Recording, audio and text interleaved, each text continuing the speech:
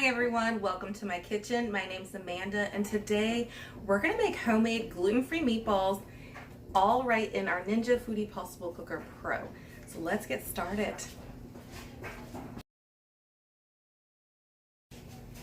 It's Friday family movie night here in my house and I like to try to do some fun dinners and some desserts, and we pick out a movie. We do board games. It's just a fun day for us that I try to make it really fun for the kids and our family. So I've already made chocolate ice cream this morning and that was really easy and I got that done and out of the way. And my youngest is down for a nap, so we're gonna go ahead and get this going. And it is really tasty and I love that I can just sear my meatballs right in the Ninja and then just turn onto a slow cooker setting. It's perfect and it's so tasty, and again, it's gluten-free. How awesome is that? So I'm using a good amount of meat for this recipe. I say I probably have about a good 2.5 to 3 pounds of ground beef.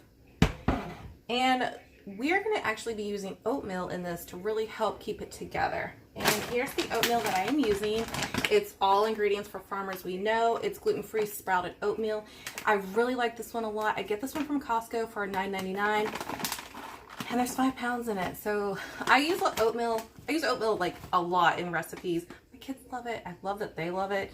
And you know, especially being gluten-free, you want to have some options for things you can make, because gluten-free flour can be really pricey.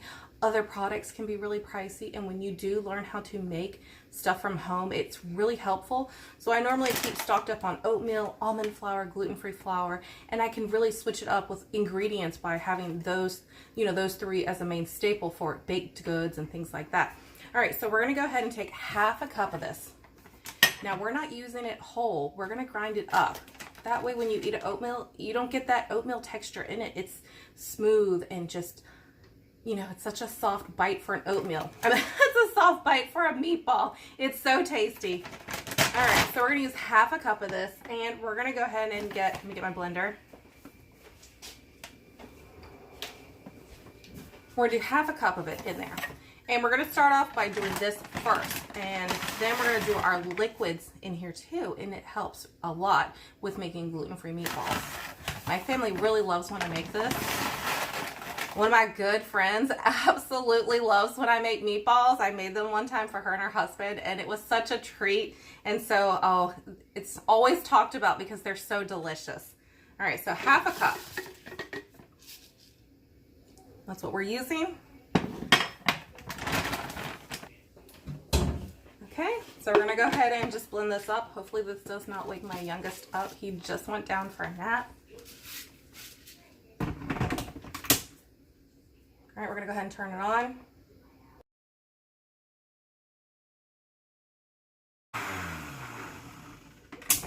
Give it a shake, because sometimes you'll find that it doesn't grind it up all the way. At least for mine it doesn't. So definitely give it a shake so that way you really get it to a nice powder.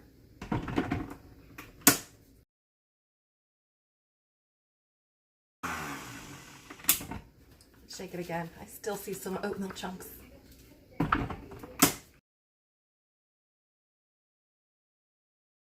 And it's okay if you have to do this a few times. Trust me, it's really nice when you have a meatball and you don't get that big chunk of oatmeal in it.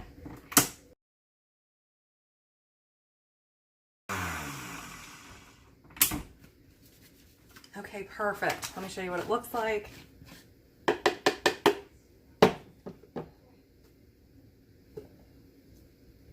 Looks great. So you can see it looks really nice powder. And we're gonna go ahead and dump it right into the bowl with the meat. Dumping it right in. Now we're gonna add 2 tablespoons of oregano. I really love growing oregano in my garden because it grows back every year. And that's so nice because then I can really save money. I have not had to buy oregano in a while because I've learned how to dry it up and just, you know, store it properly, and it's just amazing.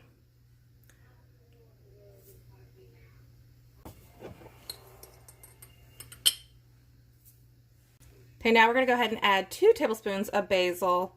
This is from my garden as well. Some of it is completely shredded up into smaller pieces and some is pretty bulky, but that's okay. I kind of break it up as I go. So this one we're going to use 2 tablespoons. I didn't have any Italian seasoning, and I didn't have all the ingredients to make it homemade. So I just thought, you know what, let's just do 2 tablespoons of the basil and 2 tablespoons of oregano would be perfectly fine. And we're actually going to add some other stuff too. Now we're going to add 2 tablespoons of parsley. This one I get from Costco. This is the Spice Lab, and I can't remember what I pay for it, but it is not a bad price. I want to say it was like $4.99, $5.99 for this whole thing, and it lasts me a good while. And I do a lot of home cooking, so we're going to add 2 tablespoons of that. Now we're going to add a 1/4 teaspoon of salt. I know it seems like a lot of herbs right now, but we do have, again, a close to 2.5 to 3 pounds, probably more likely 3 pounds of ground beef. Okay, so now we're going to go ahead and add 2 eggs, and we're actually going to blend them up in here. And let me show you why, but let me grab my eggshells. I love to save my eggshells for my garden, and I like to freeze them, so it really helps save some time instead of just washing my eggshells up after every time I crack an egg and then we're baking it then. It just really does help saves a lot of time. These are actually fresh from my friend, and it's so awesome to use this in here. So we're just going to go ahead and crack these up, and I'm going to save my eggshells.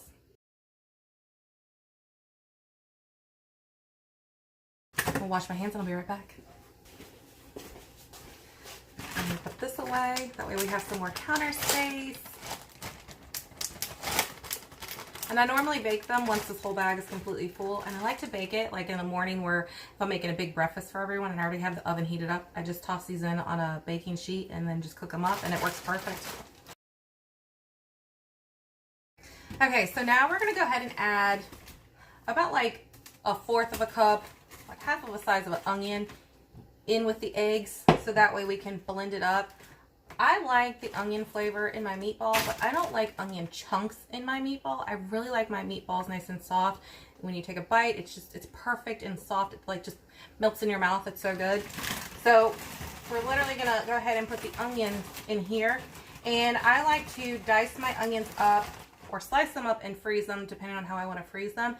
But it just really saves a lot of time in my kitchen, especially with the kids. And I buy the good size bag from Costco. It's like $3.99, and they're like really nice size. So again, we're going to add about a 1/4 of a cup directly into the blender with the eggs. Trying to get some that's not completely frozen. That's the only downfall. Sometimes you just kind of got to like really shake it. Okay, so there we go. We have a good amount.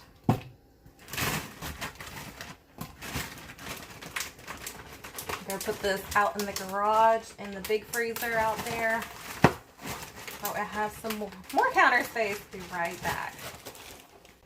Now we're gonna go ahead and add 2 cloves of garlic. I actually started freezing mine from Aldi's because I wasn't going through it fast enough with some of the recipes I've been using.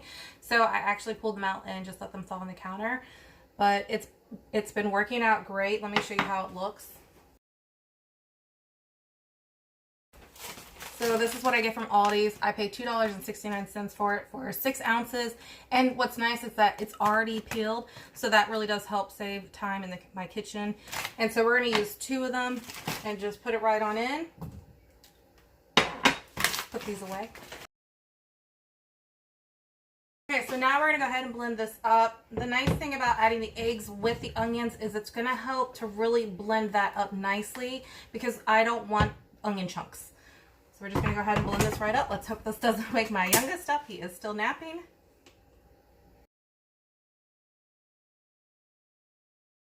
Let me give it a shake.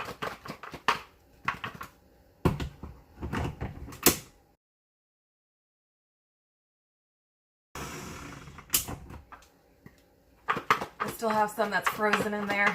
Give it a good shake. The other nice thing about blending up the onions in the blender, the kids can't pick them out of the meatballs, and they're not going to complain about the meatballs with these onion chunks. They're going to eat it, and they're going to love it.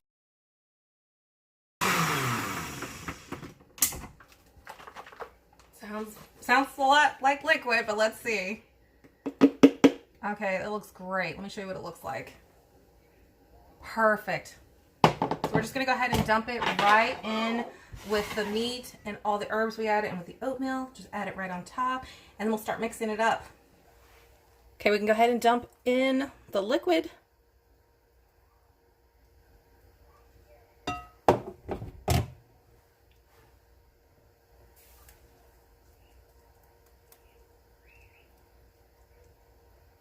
And of course it looks like, yep, I had one little chunk. I'm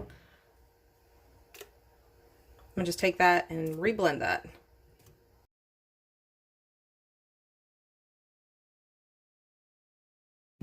Gonna reblend all that right there. It's not much. Now you don't have to reblend that little bit that was in there. It would be perfectly fine. But for me, I want it to because I know my kids really love when I make homemade meatballs and I don't want them to find that, oh, I blended up an onion and put it in there. Now that we have all our ingredients in there, we're gonna go ahead and just mix it all together by using our hands. And you wanna make sure that you get it nicely combined throughout. So the reason why I'm making such a large amount is because I like to have other meals in my freezer, so it makes some nights easy for me when I have those busy days and I'm like, oh, what do I make? Oh, what do I have in the freezer? This gives me some options. Now here's the fun part. So you can literally take some and freeze cooked meatballs for up to 3 months. And when I do that, then I also leave it with some sauce in the container, so the sauce is already ready in there for it. The other option is you can make it to where they're uncooked meatballs, and that's good for up to 6 months, but then you have to bake them or pan sear them, but you have to cook it up. Now, if you are going to do them uncooked, then I would highly recommend doing like a flash freeze, and then once they're completely solid, then put them in the Ziploc bag. And don't freeze them with any sauce if they're uncooked, because again, you will have to cook them. Now, the fun part too is you can make them different sizes of your liking. So I'm making mine fairly large. And the reason why I'm making mine fairly large is because my kids absolutely love having meatball sub sandwiches. I use just a bun because it's such a great size for a child instead of getting like a big deli sub roll. That's too much for them to handle. So by doing this is almost like a burger patty if you think about it. And then when I put it in the bun, I squish it. And I'll show you that at the end when it's all done. But it works out great. I also like to do it over pasta too, but they do prefer a meatball sub. For being gluten-free, I love it over gluten-free pasta, or I love getting gluten-free bread or a gluten-free bun, and it's really tasty. We have 24 fabulous sized meatballs. They look amazing. They smell really good. Like the herb mixture is awesome smelling. So we're gonna go ahead and pan sear these up directly in the Ninja Foodi PossibleCooker Pro, which is so awesome. I don't have to dirty a pan or something to put them in the oven and bake them in. So it's so ideal. So let's go get this going. We're gonna go ahead and turn it on. Remove the lid. We're going to use a good amount of olive oil. So let's go ahead and turn this to slow saute. We're going to leave it on high and we're going to hit start. We're going to use about a good 2 to 3 tablespoons of olive oil.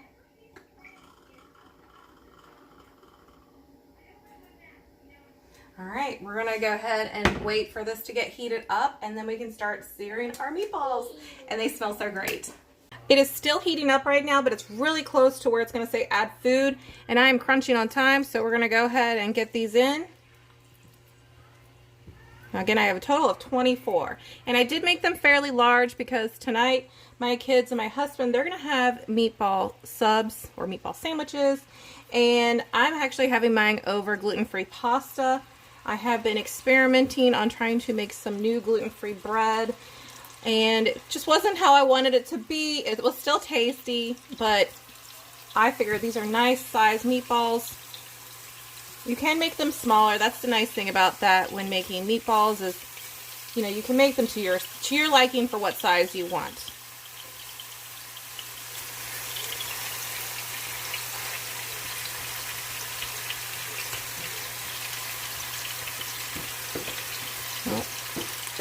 Right now I can only get in 13 in right now, and we'll do the rest in a bit.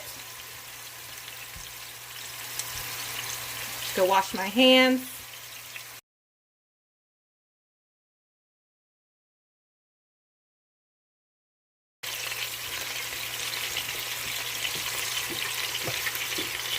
a lot easier using spoons than the tongs. Just be very careful because this does have a non-stick enamel on it. Oh, now it says add food. So we're just going to go ahead and start slowly turning these.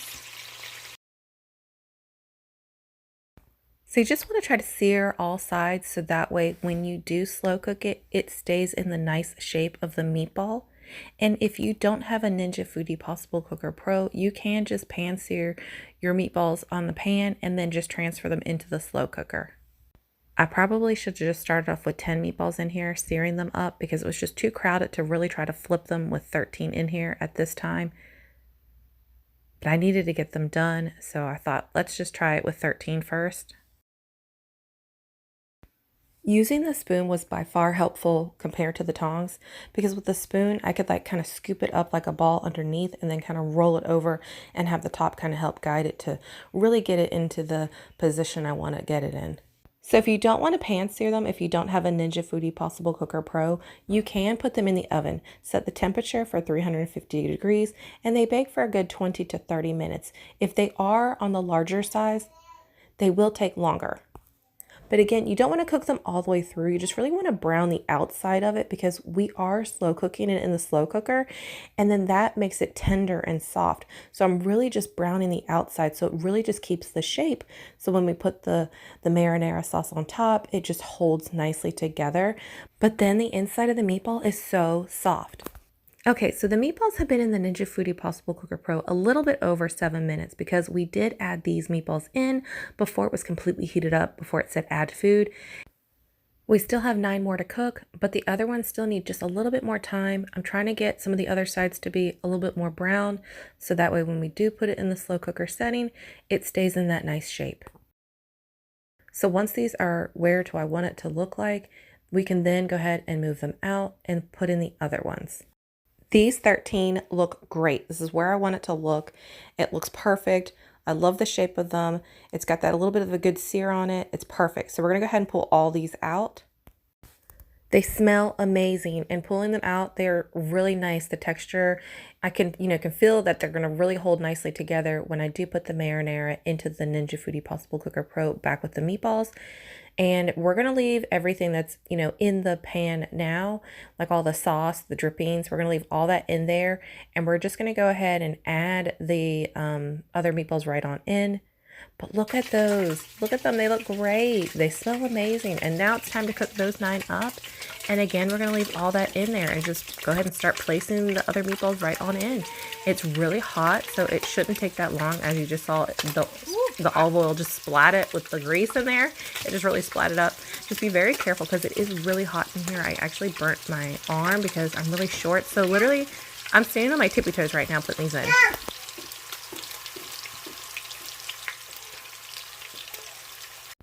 The Ninja Foodi PossibleCooker Pro is so hot right now. The meatballs are actually starting to stick. So what we're going to do is we're going to take the setting and change it from the high to the low. So that way my meatballs aren't going to stick completely to the bottom of the pan. And it'll still work out fine. Now I can control it a lot better by turning them and they're not going to stick to the bottom of the pan. So just continue cooking these up like we did the first batch. And then once those are finished, I'll show you the next step. These 9 meatballs cooked up so fast. They are now looking great and they are done. So we're going to go ahead and shuffle them over to one side because we're going to go ahead and add back the other ones in here as well. So that way all 24 are in here. Okay, the last 9 meatballs look great. So we're going to go ahead and put the other ones back in.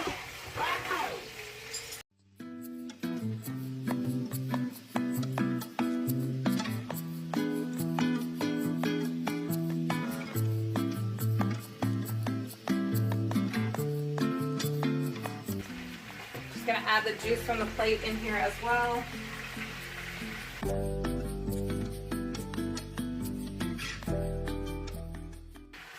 Okay, so I am using Great Value Walmart brand. It's tomato, basil, garlic pasta sauce. I really like this one. I love the price.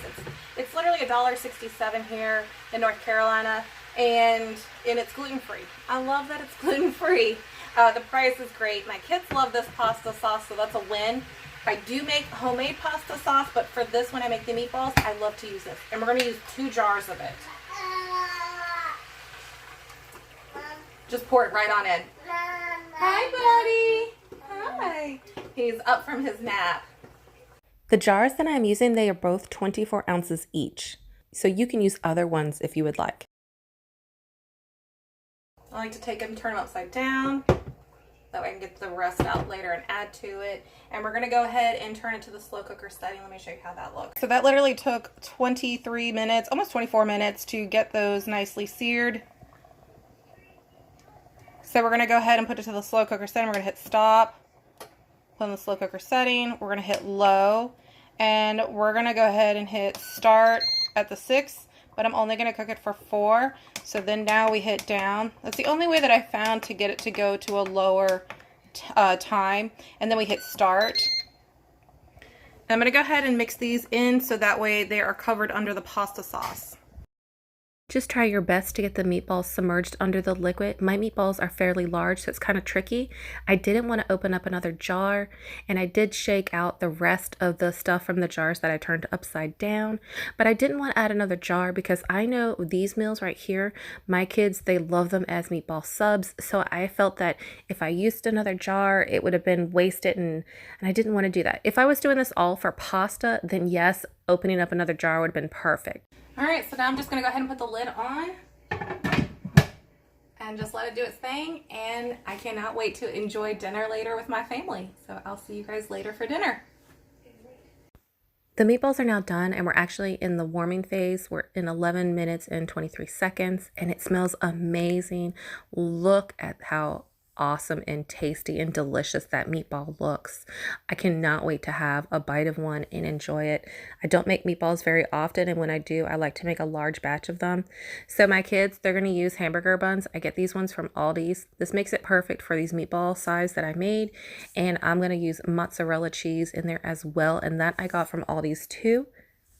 And I'm just going to use one meatball per hamburger bun because the meatballs are so large, and that's why I liked making them like that, because when I put the meatball on top and then I just kind of squish it down, it's kind of like having, you know, a hamburger in a way, but it's really soft, tender, and full of flavor. It's just so amazing. I like having mine on gluten-free bread when I have it. I did adventure trying to make some gluten-free bread yesterday, but it wasn't to the consistency that I was really hoping for it to be. So I didn't have any other bread in the house, and I was like, you know what? I got gluten-free pasta. I'm having it over top of gluten-free pasta, and it'll be perfect. And for the kids, meatball sandwiches, I like to cut them in half and sometimes into 4s, so that way it's like great for them to bite into. And then I also like to put a ramekin little cup and fill it with some of the marinara sauce so they can dip it into it if they want more sauce. And it just helps them, you know, to manage it a little bit better. And they love it, and it's really tasty for them. And I love doing that too when I have a gluten-free sandwich. It's really, really good. But look how big and juicy those meatballs look. Oh, they were so great and tasty. For my husband, he had his on a deli sub and toasted it in the gourmet oven. Okay, now it's time to make my plate. I made some gluten-free pasta earlier to have it ready because I knew Friday night is going to be busy. It's our time to really hang out as a family because there's no school the next day. My husband doesn't work the next day. So we all really just hang out. So I wanted to have the gluten-free pasta done and ready. And I love using the gluten-free Barilla pasta. I get this one from Walmart for $2.62. One meatball worked out perfect for me because it was so big, but it was so delicious. Oh, it was so yummy. And I really love this gluten-free pasta with it. It was just amazing. I loved every bite of it. It was delicious. You can add Parmesan cheese on top too if you would like. And, you know, just really enjoy it because it is so soft and tender and mouth-watering, and just, it's beautiful. It's awesome for being gluten-free for a meatball. It was really delicious. But if you're gluten-free, you're definitely going to want to try making this meatball because it is really tasty. And the nice thing is my husband really loves it too, and he's not gluten-free. So for him to like that and it's gluten-free, that is a huge plus. That means I nailed it and it's perfect. But look at that. It's delicious. Oh, it was so good. You're definitely going to want to try it out. It's so easy. And it's so delicious. It's my family's favorite, and I love when I get to make it because I do make large amounts of it, and it's perfect because then I can freeze it for other meals, and I know I will get a good 4 meals out of this right here, and it saves me time. But thank you for watching, and I hope you guys have a great day. Bye.